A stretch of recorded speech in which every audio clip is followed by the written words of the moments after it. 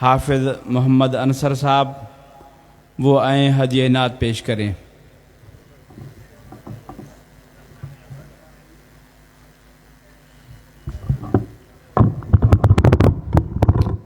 السلام علیکم ورحمۃ اللہ وبرکاتہ۔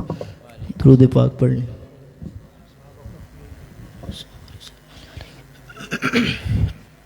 ایک بہت ہی خوبصورت نعرہ ہے، وہ آپ میرے ساتھ مل کر لگائیں گے تو ماشاءاللہ جتنا مجمع ہے تھوڑا تھوڑا سا بھی دھیمی آواز سے بھی بولیں گے تو کافی آواز بن جائے گی۔ بولیں گے نا انشاءاللہ؟ دلوں جاں سے قربان ایمان والے محمد ہمارے بڑی شان والے، محمد ہمارے بڑی شان والے، بولے نا محمد ہمارے۔ ایسے نہیں، وہ پیچھے والے حضرات بھی بولیں، دونوں ہاتھوں کو بلند کر کے بولیں کہ محمد ہمارے بڑی شان والے، محمد ہمارے بڑی شان والے، لگاتے ہیں نعرہ یہ ایمان والے، محمد ہمارے بڑی شان والے، محمد ہمارے بڑی شان والے، زمانے تو صدیوں سے پل کے بچھائے، وہ نبیوں کے سردار تشریف لائے، کہہ دے سبحان اللہ۔ وہ نبیوں کے سردار تشریف لائے، وہ ساقی کوثر، وہ قرآن والے، محمد ہمارے بڑی شان والے، بولے نا محمد ہمارے بڑی شان والے۔ اور کیسی شان جب حسن تھا ان کا جلوہ نما، انوار کا عالم کیا ہوگا، ہر کوئی فدا ہے بن دیکھے دیدار کا عالم کیا ہوگا، قدموں میں جبیں کو رہنے دو، چہرے کا تصور مشکل ہے، جب چاند سے بڑھ کر ایڑی ہے، وہ رخسار کا عالم کیا ہوگا، ایک سمت عمر ایک سمت علی، صدیق ادھر عثمان ادھر، ان جگمگ جگمگ تاروں میں، ان جگمگ جگمگ تاروں میں، مہتاب کا عالم کیا ہوگا، کھائی ہے قسم خود قرآن اصحاب کے دوڑتے گھوڑوں کی، اصحاب کا جب یہ عالم ہے، سردار کا عالم کیا ہوگا، جس وقت تھی خدمت میں ان کی ابو بکر عمر عثمان و علی، اس وقت رسول اکرم کے دربار کا عالم کیا ہوگا، چاہے تو اشاروں سے اپنے کایا ہی پلٹ دے دنیا کی، یہ شان ہے ان کے غلاموں کی، سردار کا عالم کیا ہوگا، محمد ہمارے بڑی شان والے، صلی اللہ صلی اللہ صلی اللہ صلی اللہ، محمد ہمارے بڑی شان والے۔ اور خدا جس کے سینے پہ قرآن اتارے، مدثر کہے اور مزمل پکارے، مدثر کہے اور مزمل پکارے، وہ نور ہدا دو جہاں کے اجالے، محمد ہمارے بڑی شان والے، محمد ہمارے بڑی شان والے، ان جیسا کوئی اب تک نہ ہوا، ان جیسا کوئی ہوگا بھی نہیں، اس کمل پوش کے میں قرباں، سیرت بھی ہنسی صورت بھی ہنسی، کیا ان کا مقام و مرتبہ ہے، اس بات سے اندازہ کر لو، آغاز ہے ان کی منزل کا، رک جائے جہاں جبریل امی، یہ میرا قلم یہ میری زباں، یہ میرا قلم یہ میری زباں، اور صاف کریں کیا تیرے بیاں، صدیق نے سچ فرمایا ہے، خلق اس کا ہے قرآن مبین، محمد ہمارے بڑی شان والے۔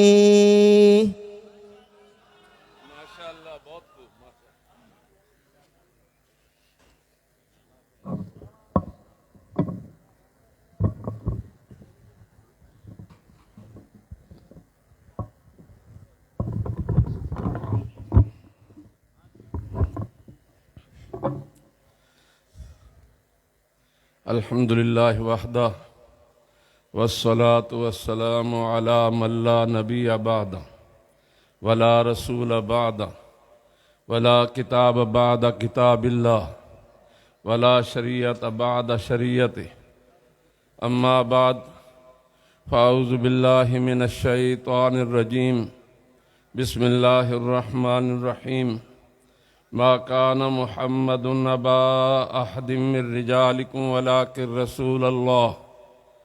ولكن رسول الله وخاتم النبيين وكان الله بكل شيء عليما، وقال النبي صلى الله عليه وسلم اول الانبیاء آدم وآخرهم محمد، سب کہہ دیجئے صلی اللہ علیہ وسلم۔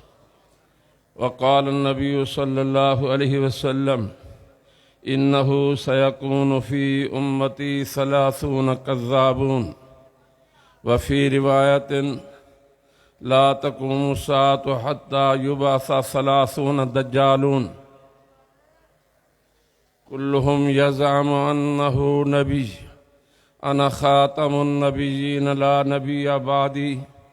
دروشی پڑھ لیجیے، اللہم صلی علی محمد وعلی آل محمد، کوئی زبان خاموش نہ رہے، سب درود پاک پڑھیں، اللہم صلی علی محمد وعلی آل محمد کما صلیت علی ابراہیم وعلی آل ابراہیم انکا حمید مجید، اللہم بارک علی محمد وعلی آل محمد کما بارکت علی ابراہیم وعلی آل ابراہیم انکا حمید مجید۔ قابل صد احترام علماء کرام، برادران محترم، بزرگان محترم، برادران عزیز،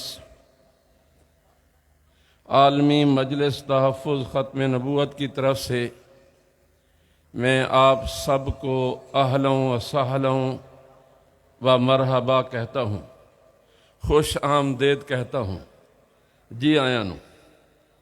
پشتو کا لفظ مجھے آتا نہیں ہے، ہاں آپ بخیر راگ لے، بخیر راگ لے۔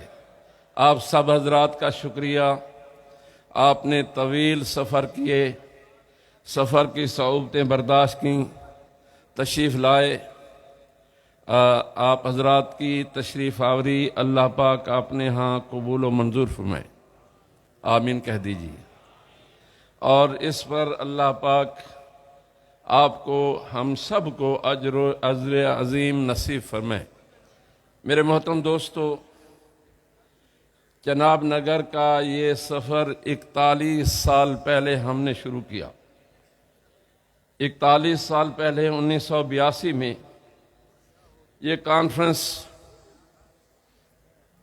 مسجد کے پنڈال میں شروع ہوئی، اور جنوب کی طرف جو پارک ہے بنوری پارک، وہاں ہم نے خیمے لگائے، چھولداریاں لگائیں، اور ان خیموں میں آنے والے مہمانوں کو ٹھہرایا۔ اس وقت ہماری تعمیرات بھی نہیں تھیں، اور خواجہ خواجگان قائد تحریک ختم نبوت حضرت مولانا خواجہ خان محمد صاحب رحمۃ اللہ علیہ نے ان چھولداریوں اور ان خیموں کا وزٹ فرمایا، اور نعروں کی گونج میں اللہ پاک نے یہ کانفرنس کا آغاز کیا۔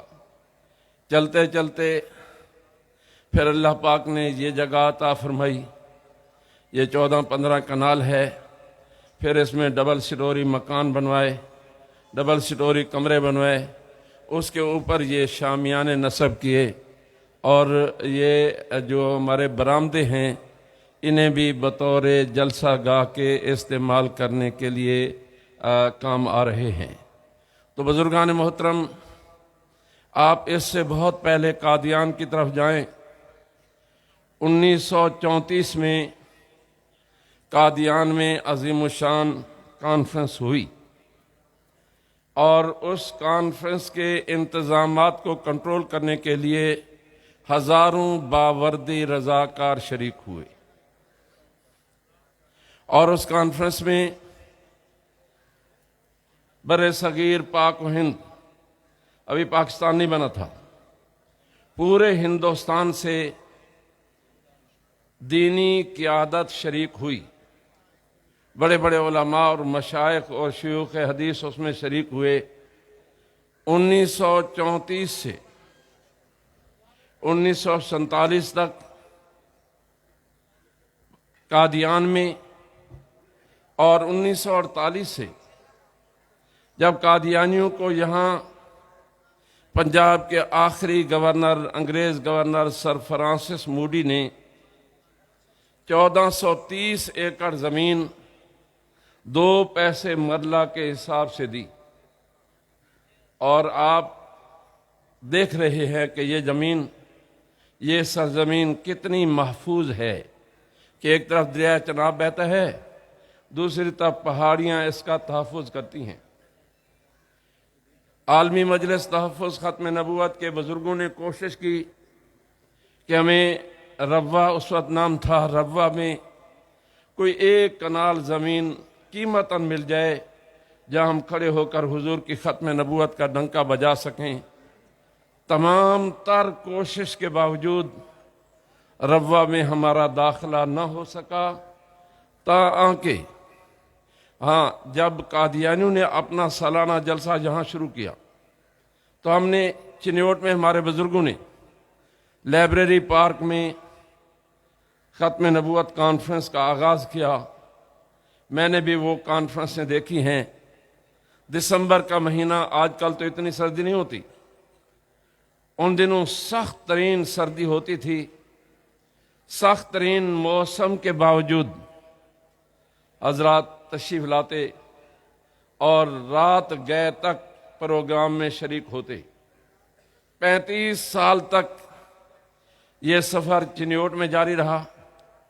پھر 1982 سے الحمدللہ اس کانفرنس کا آغاز ہمارے بزرگوں نے یہاں کیا۔ 1982 لے کر آج تک اللہ کا کرم ہے کہ یہ کانفرنس جاری و ساری ہے، اور اس کانفرنس میں خوبی یہ ہے کہ ہم نے، ہمارے آپ جیسے مہمانوں نے آج تک کسی قادیانی کے گھر کوئی روڑا اور پتھر نہیں پھینکا۔ سب کہہ دیجئے الحمدللہ۔ ہم نے کسی قادیانی کے مکان کے کسی درخت کی ٹہنی نہیں توڑی۔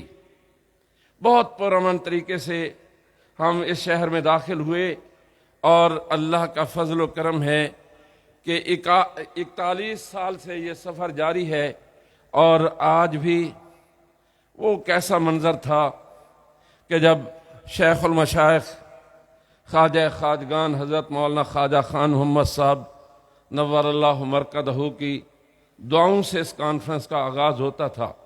آج اگرچہ ہمارے پاس حضرت خواجہ صاحب نہیں ہیں، لیکن ان کے فرزندان گرامی خانقاہ سراجیہ کے سجادہ نشین حضرت مولانا صاحبزادہ خلیل احمد صاحب دامت برکاتہم اور ان سے بڑے ان کے بڑے بھائی عالمی مجلس تحفظ ختم نبوت کے مرکزی نائب امیر حضرت مولانا صاحبزادہ عزیز احمد صاحب دامت برکاتہم العالیہ کی دعاؤں سے اور ابتدائی خطاب سے ہم اس کانفرنس کا ابھی چند منٹ بعد افتتاح کرنے جا رہے ہیں۔ اللہ پاک آپ کا آنا مبارک فرمائے، آمین کہہ دیجیے۔ اور تا قیامت یہ ختم نبوت کی رونقیں جاری و ساری رہیں، یہ تاجدار ختم نبوت کے نعرے بلند ہوتے رہیں۔ تاجدار ختم نبوت زندہ باد ہے تو ہماری تمام تر دینی مساعی جمیلہ بھی زندہ ہیں، ہمارے مدارس زندہ ہیں، ہماری مساجد زندہ ہیں، قرآن پاک کے مدارس، احادیث نبویہ کے مدارس، اور یہ ساری دینی رونقیں حضور کی ختم نبوت کی برکت سے ہیں۔ حضور کی ختم نبوت زندہ ہے اور انشاءاللہ حضور خود بھی زندہ ہیں، اور آپ کی ختم نبوت بھی قیامت تک ہے۔ نہیں قیامت کے بعد بھی آباد الآباد تک آپ ہی کی ختم نبوت رہے گی، آپ ہی کی نبوت کا ڈنکا بجتا رہے گا۔ آپ نے وہ حدیث پڑھی اور سنی ہوگی، اللہ کے محبوب نے فرمایا آدم و ما دونہ تحت لوائی، قیامت کے دن آدم علیہ السلام سمیت ساری انسانیت میرے لواء الحمد کے جھنڈے کے نیچے ہوگی۔ سب کہہ دیجئے سبحان اللہ۔ قیامت کے دن قرآن پاک کی تلاوت ہوگی جو رحمت دو عالم صلی اللہ علیہ وسلم پر نازل ہوا۔ قیامت کے دن حضور کی شفاعت سے میں اور آپ جنت میں جائیں گے، انشاءاللہ نہیں، بے شک۔ انشاءاللہ تو شک کے لیے نا، بے شک۔ تو گویا حضور کی ختم نبوت کا دورانیہ قیامت تک نہیں، قیامت کے بعد بھی آباد الآباد تک آپ ہی کی نبوت اور ختم نبوت کا ڈنکا بجتا رہے گا۔ میں اپنے بہت پرانے ساتھی اور جنہوں نے ایک عرصہ تک اپنی صحت کے زمانے میں بھرپور جد و جہد کی، حضرت مولانا ضیاء الدین آزاد صاحب سے درخواست کروں گا کہ وہ تشریف لائیں۔